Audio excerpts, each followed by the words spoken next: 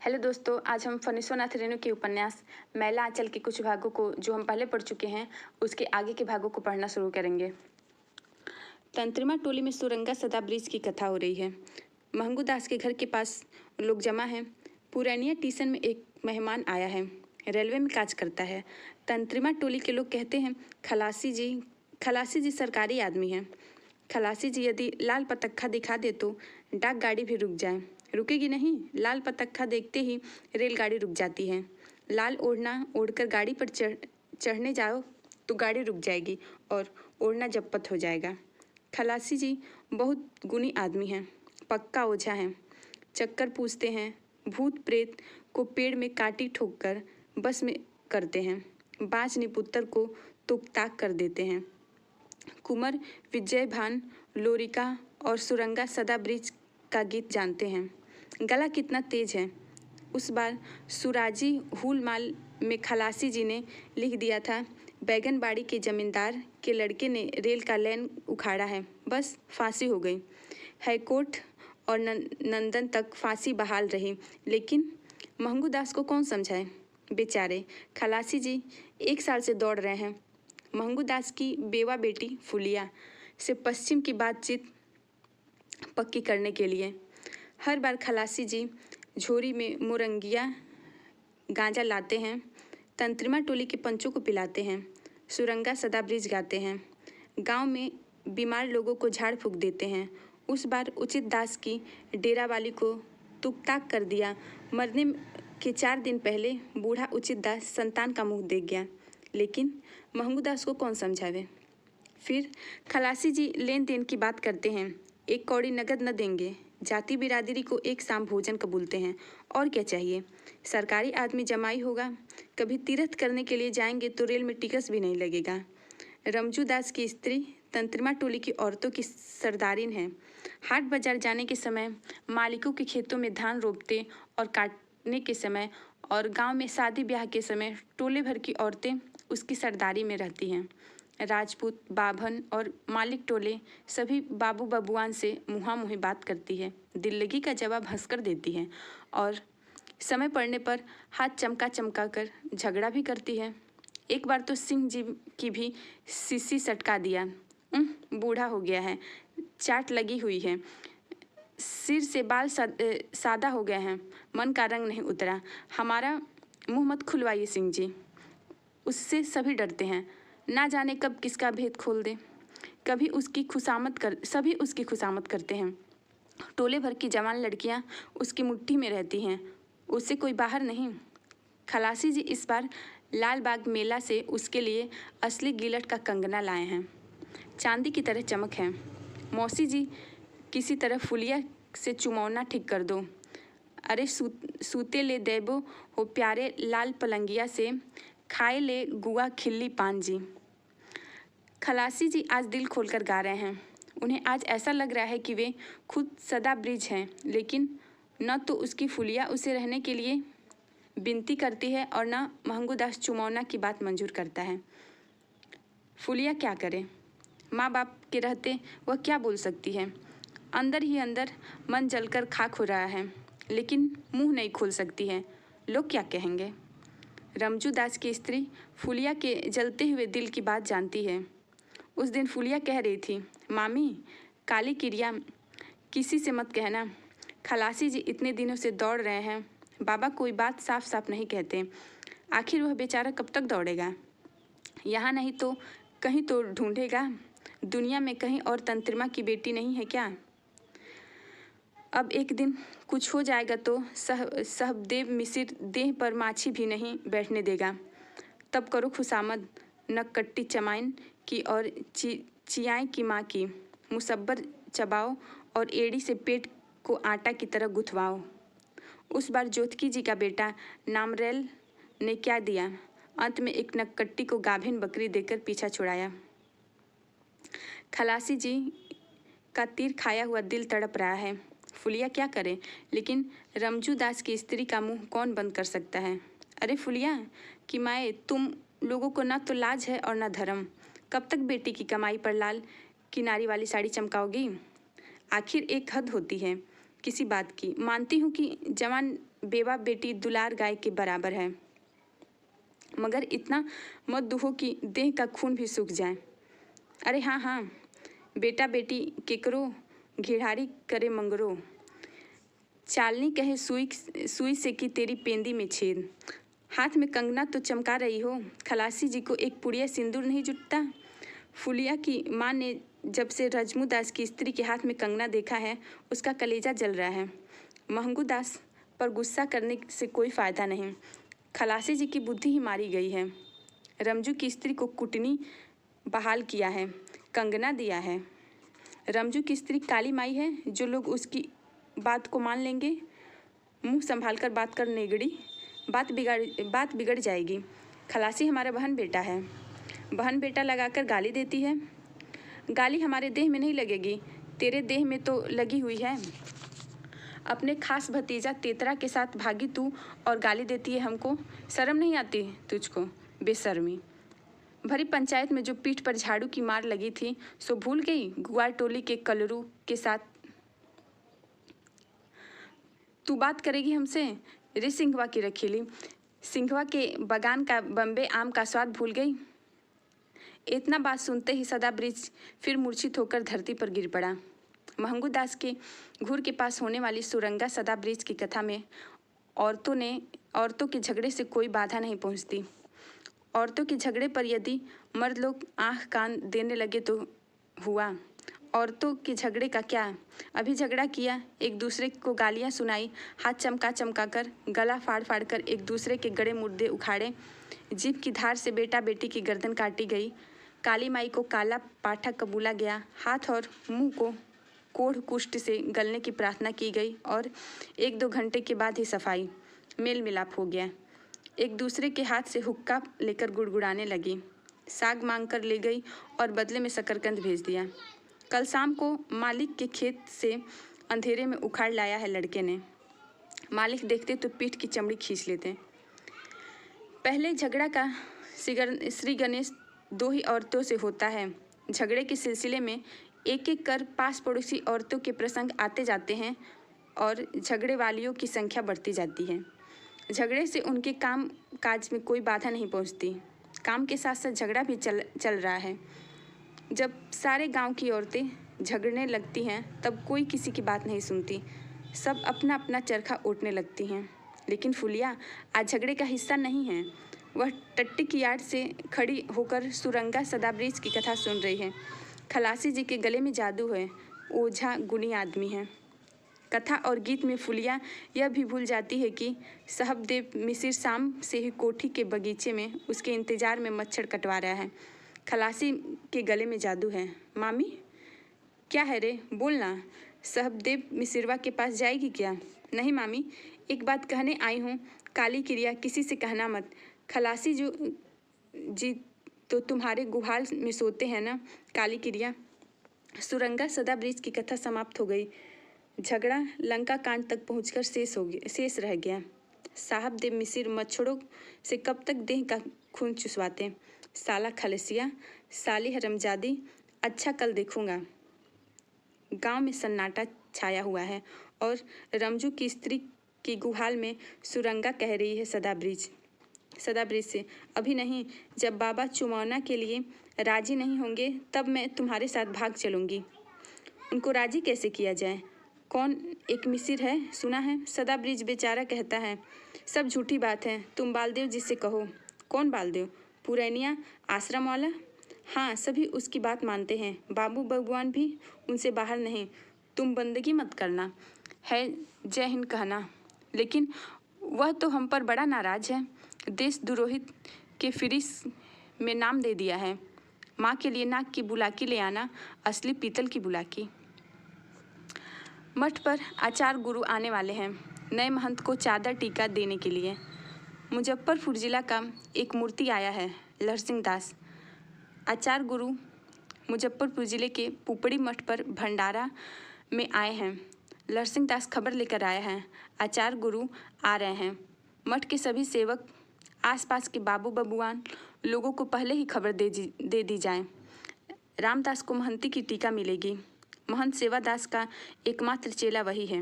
रामदास सोचता है यदि खंजड़ी बजाना नहीं जानते तो आज तक बेहाली के जमींदार की भैंस की पूंछ हाथ से नहीं छूटती। महंत साहब उसकी खंजड़ी सुनकर मोहित हो गए और वह रात को ही महंत साहब के पास भागकर मेरीगंज मठ पर आ गया। 15 साल पहले की बात है। 15 साल बाद रामदास का भाग फिरा। जय हो सतगुरु साहेब।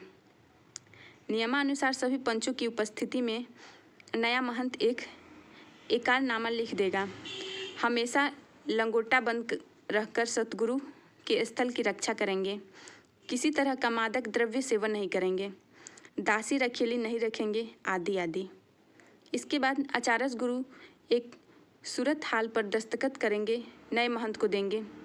फिर चादर टीका की विधि, दही की टीका, सिर पर दूब धान, बस नए महंत साहब उस दिन से 900 बीघे की पत्नी के एकमात्र मालिक हो जाएंगे। लरसिंह दास तो आचार्य जी का संदेशा लेकर आया था, किंतु मेरीगंज मठ पर एक ही रात रहने के बाद उस पर महंती का मोह सवार हो गया। 900 बीघे की काश्तकारी, कालमी आग का बाग, 10 बीघे के सिर्फ केला ही लगा हुआ, एक एक घौर में हजार हजार केले फले हैं। हजरिया केला, 2 कौड़ी गाय, 4 गुजराती भैंस और सबसे कीमती संपत्ति अमूल्य धन लक्ष्मी दासिन। लक्ष्मी दासिन कहती है, महंत साहब को बस यही एक चेला है रामदास, तो कानूनन रामदास ही होने वाला अधिकारी महंत है। रामदास, काठ का उल्लू रामदास, सतगुरु हो यह अंधेर है। रामदास महंत नहीं हो सकता। छुछुंदर की तरह तो सूरत है, वह महंत होगा? नहीं, ऐसा नहीं हो सकता। और यह लक्ष्मी साफ भ्रष्टा अप्सरा। लक्ष्मी ने लरसिंह दास की आंखों में न जाने क्या देखा है कि उसकी छाया से भी वह बचकर चलती है। रात में किवाड़ मजबूती से बंद करके सोती है। किवाड़ की छिटकली लगाने के बाद एक ओखल किवाड़ में सटा देती है। लरसिंह दास को शायद बहुमूत्र की बीमारी है। रात भर में 10-11 बार पेशाब करने के लिए उठता है। एक बार धूनी के पास सोया हुआ रामदास उसे टोकता है, कौन? लरसिंह दास किसी बार जवाब नहीं देता। कल रात एक बार गुस्से में जवाब दिया, महंत होने से पहले ही अंधे हो गए क्या? देखते नहीं हो? जैसा गुरु वैसा चेला। रामदास कुनमुनाकर रह गया था। सुबह को सत्संग के समय ही लक्ष्मी बरस पड़ी, क्यों आप वैसी भाखा बोलते हैं? महंत के तो पहले ही अंधे हो गए हैं, जैसे गुरु निंदा सुन ही जो काना। मैं गुरु निंदा नहीं सुन सकती, नहीं सह सकती हूँ। रामदास को आप क्या समझते हैं? वह इस मठ का अधिकारी महंत है। आपके जैसे एक कोड़ी बिल्टा साधुओं को वह रोज प्रसाद देता है। बात करना भी नहीं जानते? आने दीजिए आचार्य जी को। रामदास भी सुना देता है, रात में हम छोड़ दिया, लेकिन अब बोलोगे तो सीधे पश्चिम का रास्ता दिखा देंगे। हाँ, समझ रखो। भंडारी तो नंबरी शैतान है। कल से ही उसने बदमाशी शुरू की है। दाल की कटोरी में सिर्फ पानी रखता है, आलू की भुजिया दोबारा नहीं देता। घी मांगने पर कहता है दाल घी से बघारल है। केला बिक्री होने के लिए हाट भेज दिया जाता है। दूध में पानी मिलाकर देता है। बाल भोग के पहले दही चूड़ा देता है। कल से सिर्फ चूड़ा लाकर रख देता है। बिल्टा साधु, उसे बिल्टा साधु कहती है। अच्छा अच्छा। लक्ष्मी पहले से ही तो उसे जानती थी। कैसे जान सकती थी? वह कभी पहले यहाँ आया नहीं। पुपड़ी मठ से भी तो कोई मूर्ति यहाँ नहीं आया। सोनमतिया कहारिन भी तो नहीं आई यहाँ। संभव है उस बार अपनी बेटी रधिया को खोजने के लिए यहाँ पहुँची। ठीक है। रधिया को पहली बार जब देखा था तो उसके मन में ऐसी ही हालत हुई। कनपट्टी के पास हमेशा गर्म रहता था, लेकिन रधिया अल्हड़ थी। एक ही चक्कर में जाल में आ गई। लक्ष्मी तो पुरानी है, खेली खिलाई है। 70 चूहे खाई हुई है। यदि वह रधिया को लेकर नौटंकी कंपनी में नहीं शामिल होता तो रधिया हाथ से नहीं निकलती। नौटंकी कंपनी के मालिक की ही बात रहती तो वह सह लेता था। हारमोनियम और नगाड़े वाले भी रधिया को कभी फुर्सत नहीं देते। कभी ताल का रिहर्सल करना है तो कभी नाच सिखाना है। रधिया साली भी कुत्ती ही थी, वह भी तो बदल गई। लरसिंह दास अपने सिर के दाग पर हाथ फेरकर मफलर से ढक लेता है। साले नगाड़ी ने ठीक सामने कपाल पर ही डंडा चलाया था। मठ से लौटने पर महंत साहब ने खड़ाऊ से मरम्मत की थी, लेकिन 7 दिन में उपवास किए हुए शरीर में इतना दम कहाँ था जो भागते। सिर का घाव ताज़ा ही था। महंत साहब की खड़ाऊ गुरु की खड़ाऊ थी। महंत साहब के पैर पर वह लेटा रहता था। वे दयालु पुरुष थे। लहरसिंह दास उनका इकलौता चेला था। गुरु ने क्षमा कर दिया। महंत साहब के लिए शरीर त्यागने के बाद पुपड़ी मठ की महंती उसे ही मिलती, लेकिन रामबरन कोयरी ने उसकी मति फेर दी। लहरसिंह दास नेपाली गांजा में बड़ा नफ़ा होता है। 10 रुपये का लाओ और 400 बनाओ। नेपाल में 4 आने से गांजा मिलता है। बराह 76 मेला के समय चलो। महंत साहब ने जब शरीर त्याग किया तो वह जेल में था। महंत साहब के मरने के समय जऊत दास को चेला कबूल कर विल लिख दिया, नहीं तो वह भी एक मठ का महंत होता। तब लक्ष्मी उसे बेल्टा साधु नहीं कह सकती थी। तब तो पैर पखारकर पैर के 10 नाखूनों को धोकर वह प्रेम से चरणदोग पीती, लेकिन वह लक्ष्मी को चरणदोग पिलाकर छोड़ेगा। रामदास क्या है? रामदास मत बोलिए, अधिकारी जी कहिए। कोठारिन से कहो कि लहरसिंह दास आज जा रहे हैं। जा रहे हैं तो जाइए, तुम कोठारिन से कहो। तुम ताम मत करो, कोठारिन जी से क्या कहेंगे? राह खर्च कल की कोठारिन जी ने दे दिया है। रामदास झोली से एक 5 रुपये का नोट निकालकर लहरसिंह दास के आगे फेंक देता है। हम पूछना चाहते हैं कि कोठारिन जी ने हमारा अपमान काहे किया? हमको बेल्टा काहे बोली? हमारे आचार्य गुरु को काहे गाली दिया? आचार्य गुरु को कब गाली दिया है? बोली नहीं थी? पूजा विदाई लेने के समय आचार्य गुरु हैं, बेर बखत पढ़ने पर सीधा जवाब मिलता है। आज आचार्य गुरु हुए हैं, कल तक तो गुरु भाई थे। यह गाली नहीं तो और क्या है? संसार में सत्य का लेस जरा रहने दीजिए साधु महाराज। लक्ष्मी अंदर से निकलकर कहती है, साधु का काम झूठ बोलना नहीं। छी छी छी छी, क्या हमको बेल्टा नहीं कहा तुमने? रामदास, लक्ष्मी गरज उठती है, गर्दनियाँ देकर निकाल दो इसको। यह साधु नहीं है, राक्षस है।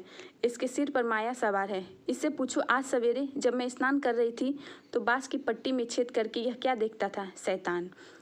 लक्ष्मी फुफकारती हुई अंदर चली जाती है। रामदास उठकर लहरसिंह दास के गले में हाथ लगाकर धक्का देता है। लहरसिंह दास सीढ़ी पर गिर पड़ता है। नाक से खून निकल रहा है। जय हिंद रामदास जी। क्या है? क्या हुआ? बालदेव जी लहू देखकर घबरा जाते हैं। कुछ नहीं, पछुवरिया साधु है। काया में कहीं साधु स्वभाव नहीं, कोठारिन जी से बदकुट्टी करता है। तो मारपीट क्यों हुई? शांति से सब काम करना चाहिए, हिंसा बात नहीं करना चाहिए। रामदास, बलदेव जी को अंदर भेज दो। लहरसिंह दास नाक का खून पोंछते हुए देखता है। बालदेव नाम का यह खद्दरधारी आदमी अंदर जा रहा है, सीधे लक्ष्मी जी की कोठरी में। जय हिंद बालदेव जी। शायद यह खद्दरधारी और लक्ष्मी एक ही आसनी पर बैठे हैं, एकदम आस पास देह से देह सटाकर। अच्छा, गांव के ग्रह अच्छे नहीं हैं। सिर्फ ज्योतिकी जी नहीं, गांव के सभी मातबर लोग मन ही मन सोच विचार कर देख रहे हैं, गांव के ग्रह अच्छे नहीं हैं। तहसीलदार साहब को स्टेट के सर्किल मैनेजर ने बुलाकर एकांत में कहा, 1 साल का भी खजाना जिन लोगों के पास बकाया है उन पर चुपचाप नालिश कर दो। बलाय के नोटिस 58B तामील करवा दो। कुर्की और इश्तिहार निकास करवाकर सरजमी पर चपरासी को ले जाने की ज़रूरत नहीं। कचहरी में ही बैठकर गांव के चमार से अंगूठा का टिप लेकर ढोल बजाने की रसीद बनवा दो। गांव के 1-2 गवाहों को भी ठीक करके रखो। स्टेट से उनको भत्ता मिलेगा। इन कांग्रेसियों का कोई ठीक नहीं। सिंह जी यादव टोला के नढ़ेलों का सीना तानकर चलना बर्दाश्त नहीं कर सकते थे। ज्योतिकी जी ठीक कहते हैं, बार बार लाठी भाला दिखाते हैं, हौसला बढ़ गया है। अब तो राह चलते प्रणाम पाती भी नहीं करते यादव लोग। कलिया कभी चिढ़ाने के लिए नमस्कार करता है, देह में आग लग जाती है सुनकर। लेकिन सिंह जी क्या करें? राजपूत टोली के नौजवान लोग भी ग्वालों के दल में धीरे धीरे मिल रहे हैं। अखाड़े में ग्वालों के साथ कुश्ती लड़ते हैं। रोज़ शाम को कीर्तन में भी जाने लगे हैं। हरगौरी ठीक कहता है, यदि यही हालत रहा तो 5 साल के बाद ग्वाले बेटी मांगेंगे। तब काली कुर्ती वालों के बारे में जो हरगौरी कहता था उन लोगों को बुला लिया जाए। कहता था लाठी भाला सिखाने वाला मास्टर आवेगा। संजोग जी का संचालक जी क्या कहता था, सो आवेंगे। हिंदू राज महाराणा प्रताप और शिवाजी का राज होगा। हरगौरी आजकल बड़ी बड़ी बातें करता है। भंडारा के दिन सिंह जी रूठे हुए खिलावन सिंह यादव को घर में जबरदस्ती खींच कर ले गए, लेकिन खिलावन सिंह का मन रूठा ही था। जोतकी काका रोज आते हैं। उन्होंने कहा सकलदीप का 18 साल की उम्र में माता या पिता का विजोग लिखा हुआ है। सकलदीप का 17वां जा रहा था। सकलदीप की माँ बेटे का गौना करवाने के लिए रोज तकादा करती है। बेटे को वकील बनाने की इच्छा शायद काली माई पूरी नहीं होने देंगी। गौना के बाद फिर क्या पढ़ेगा? माता पिता का विजोग।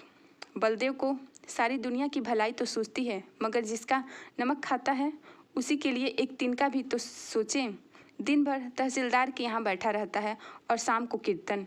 कमला किनारे वाले एक जमा में कलरू पासवान के दादा का नाम कायनी बटैया की हैसियत से दर्ज है। बालदेव ने कहा कि कलरू ने कह सुनकर सुपुर्दी लिखवा दो या मजिस्ट्री करवा दो, तो कान ही नहीं दिया। हलवाहा गुनाय ततमा कल से हल जोतने नहीं आता। कहता है पिछले साल का बकाया साफ कर दीजिए तो कल उठावेंगे हल। बालदेव टुकुर टुकुर देखता रहा, कुछ बोला भी नहीं। उल्टे हमसे बहस करने लगा। गरीब लोगों का दरमाहा नहीं रोकना चाहिए भाई साहब। जोतकी जी 18 साल की नौबधी कंचरी वाली के पेट में रोज खाने के बाद दर्द हो जाता है। पिछले 1 साल से वह खाने के बाद पेट पकड़कर सो जाती है। 1 साल तो और भी दर्द बढ़ गया। डॉक्टरी दवा है। नहीं, डॉक्टर तो पेट टीपेगा, जीभ देखेगा, आँख की पपनियाँ उलाटकर देखेगा, पेशाब और पखाना के बारे में पूछेगा, शायद लहू की जांच करें। इधर वह रोज कहती है डॉक्टर बाबू ने कोयरी टोला की छोटी चंपा को एक ही इंजेक्शन में आराम दिया। इसी तरह उसके पेट में भी दर्द था। औरत को समझाना बड़ी कठिन काम है। सभी औरतें एक समान हैं, जो जिद पकड़ लेती पकड़ी रहेंगी। जोतकी जी को अपनी 4 स्त्रियों का अनुभव है। पहली बेचारी तो सिर्फ मेला बाजार देखने का रोग था, कोई भी मेला नहीं छोड़ती थी। जहाँ मेला आया कि जोतकी जी के 30 दिन परनाम झांकी खुशामद करने में ही बीतते थे। परमानन की भैंस गाड़ी पर ही मेला जाएगी। परमानन बेचारा खुद गाड़ी हाँक कर मेला ले जाता था, कभी भाड़ा नहीं लिया। आखिर बेचारे की मृत्यु भी मेले में ही हुई। इस साल अर्धोजय के मेले में वह जोरों का हैजा फैला था। दूसरी ओर हुक्का पीने की आदत थी, ब्राह्मण का हुक्का पीना। लेकिन जोतकी जी क्या करते, औरतों की जिद। जब वह बीमार पड़ती तो वह बहुत बार जोतकी जी को ही हुक्का तैयार कर देना पड़ता था। पुरानी खांसी से खांसते खांसते वह भी मर गई। तीसरी को इस बात की जिद लग गई थी कि वह गांव के लड़कों से हंसना बोलना बंद नहीं करेगी, और कंचीरा वाली को डॉक्टरी दवा की जिद लगी है। एकमात्र पुत्र रामायण तो कुपुत्र निकला। विदापत नाच करता है, ततमा पासवानों के साथ रहता है। सारी ब्राह्मण मंडली में उसकी शिकायत फैल गई है। कोई बेटी नहीं देता। जोतकी जी क्या करें? हाथ की ऊर्ध्व रेखा तो सीधे तर्जनी में चली गई है, लेकिन कुंडली के दसन घर में शनि है। समझते समझाते थक गया है कि उसका नाम नारायण मिश्र कहा करो, लेकिन वह भी गवार की तरह है, नामरेल ही कहता है। नारायण के साथ कंचरी वाली को एक दिन अस्पताल भेज दें। घर पर बुलाने से तो डॉक्टर फीस लेगा। लहसिंग दास गांव के घर घर जाकर पंचों से कह रहे हैं आचार्य गुरु आ रहे हैं। मठ का अधिकारी महंत वही है, उसी को चादर टीका मिलनी चाहिए। महंत की रखेलिन या दासिन को मठ के मामले में कुछ बोलने का अधिकार नहीं। रामदास तो भैंसावार है, इतने बड़े मठ को वह कैसे चलाना उस मूर्ख आदमी के बूते की बात नहीं। वह BA पास है, अंग्रेजी में बीजक पासता है, इसलिए तो बाबड़ी केस रखता है, कुर्ता धोती पहनता है और आधी मूछ कटवाता है। मठ पर एक स्कूल खोलेंगे, गांव वालों की भलाई करेंगे। आप लोग बुद्धिमान आदमी हैं, खुद विचार कर देख सकते हैं। दासिन रखेलिन मठ को बिगाड़ देगी, साधु धर्म को भ्रष्ट कर देगा। आप लोग खुद विचार कर देख सकते हैं। तंत्रिमा टोली में पंचायत हुई, बंदिश हुई। तंत्रिमा टोली की औरत अब बाबू टोला के किसी आंगन में काम करने नहीं जाएगी। बाबू बबुआन लोग शाम को गांव में आवे, कोई हर्ज नहीं। किसी की अंदर हवेली में नहीं जा सकते। मजदूरी में जो एक आध शेर मिले उसी में सबों को संतोष रखना होगा। बलाई आदमी में कोई बरकत नहीं। अनोखे और उचित दास छड़ीदार हुआ, जिसे चाल से बेचाल देखेगा बांस की छड़ी से पीट के चमड़ी उधेड़ देगा। तंत्रिमा लोगों की इस बंदिश के बाद गहलोत छत्री, कुर्म छत्री, पलिया टोले, धनुकधारी और कुशवाहट तंत्रिमा के पंचों ने भी ऐसी व्यवस्था की है। सिर्फ जनेऊ लेने की ही नहीं होता, कर्म भी करना चाहिए। जाए तो कोई बाबू कभी संथाल टोली में शाम या रात को उनकी औरतों से कोई दिल्लगी भी कर सकता है। संथालों में तीर पर जहर का पानी चढ़ाया रहता है। कुर्म छत्री टोले के नौजवानों ने कल रात को शिवशंकर सिंह को बेपानी कर दिया। झुबरी मुसम्मत का घर तो टोले के एक छोर पर है, सिपहिया टोले की बांसबाड़ी के ठीक बगल में। लेकिन शिवशंकर सिंह को क्या मालूम कि बांस की झाड़ियों में छोकरे पहले से ही छिपे हुए हैं। झुबरी मुसम्मत को 10 रुपये जरिमान हुआ। जहाँ से दे दो, देना तो होगा ही, नहीं तो हुक्का पानी बंद। शिवशंकर सिंह से रुपया लेकर दें। इसी तरह लालबाग मेला के पंचलेट खरीद होगा। बिना पंचलेट वाली पंचायत की क्या कीमत। लेट के दाम के 20 रुपया और कम है। एक दिन फिर बांसवाड़ी में 1 घंटा मच्छर कटवाना होगा और फिर क्या।